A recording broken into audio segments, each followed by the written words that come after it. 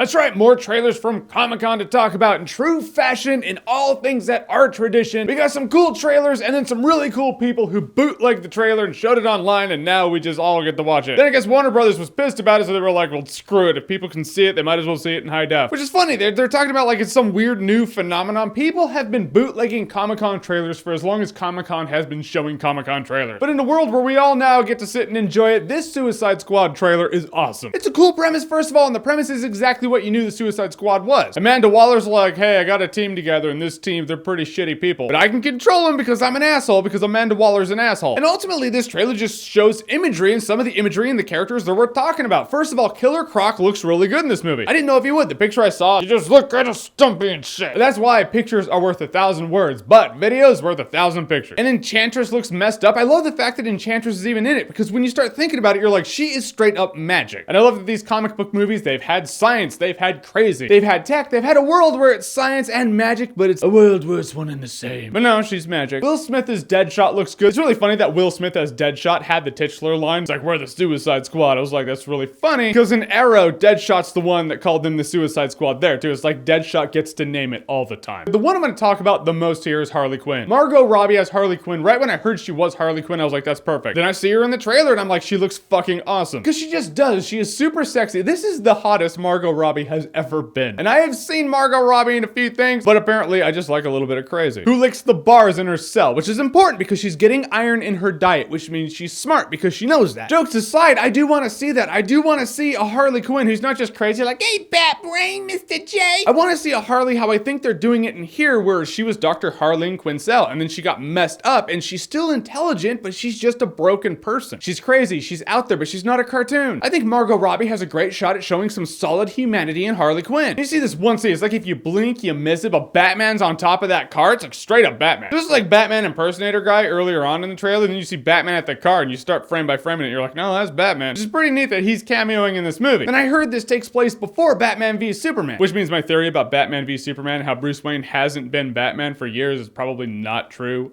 at all. That's why it's fun to theorize in videos though. Then in the end, you hear the laugh.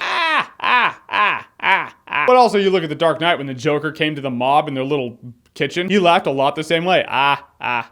Ooh, Alright, Joker's gonna have his laugh, which they're probably saving for the movie, and then he has his like sarcastic laugh. But the scene where he's torturing someone, he's like, oh, I'm not gonna kill you. I'm just gonna hurt you really, really bad. I thought that might have been Jason Todd, because you see the Robin outfit in the Batman v Superman trailer, and I was like, okay, well, that scene in Suicide Squad, he's torturing and killing Jason Todd. Done, right? Yeah, probably not, though. Because you see someone strapped down, and it shows tattoos on the person. It's totally the Joker has Harley Quinn, but Harleen Quinzel, before she was Harley Quinn. So I think that's what happened. He just tortured the shit out of her and broke her mind. Which then you're like, how is Harley going to interact with the Joker? I mean, is it totally going to be like Stockholm Syndrome? It's going to be like that, but in the end, she's going to be like, you know what? No, fuck that asshole. He messed me up. She's going to try to kill him? Like, what's going to happen? And I will say this, from what I saw in the one scene in this trailer, I liked Jared Leto as the Joker. And in my video where I talked about Jared Leto as the Joker when they revealed his picture and he had all the tattoos and shit, I said then and I say now, Jared Leto is a great pick for the Joker. So he'll probably act the part and he will be great in the movie. I just don't like all the on-the-nose tattooing. But I do like the voice, I like the persona. He looks like a dick, like he's an asshole. He looks like the kind of person where if that dude beat and killed Jason Todd, you look at him and you're like, you don't deserve to do that because you're a douche. That's what the Scott Snyder story Death of the Family did. At a point I was like, this guy's an asshole and I feel bad for liking him. So if Jared Leto's Joker does that for me, I will be golden. And I'll tell you, I love it when the actually people get their actually shoved right back in their faces. Like when I was bitching about the Joker tattoos and the actually people came out of the woodwork in the comment section and they were like, I'm actually my best friend's sister's boyfriend's brother's girlfriend's a Photoshop expert and he says the tattoos are all Photoshop, they're not even real. So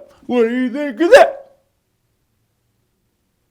And now apparently not, because they're all there. I will say this, DC is really doing a good job on their trailers. Whether or not they pull everything off the way they want to pull it off in the execution of the movie, I don't know. But the trailers are great because it shows you some really great imagery, some solid scenes, gives you enough to theorize, gives you enough to talk about, you're intrigued, you like what you see, for the most part, but in the end, you don't have the context to piece it together, so you don't really know what you're seeing really. So you still have enough to be surprised when you watch the movie and you're like, oh wow, the trailer didn't spoil everything, that's fantastic. They start going Amazing Spider-Man on us, they'll be like, stop right now. So the Suicide Squad trailer, guys, have you seen it? What did you think about it? Whatever you thought, comment below, let me know. And as always, if you like what you've seen here and you want to see more, click right here to see more.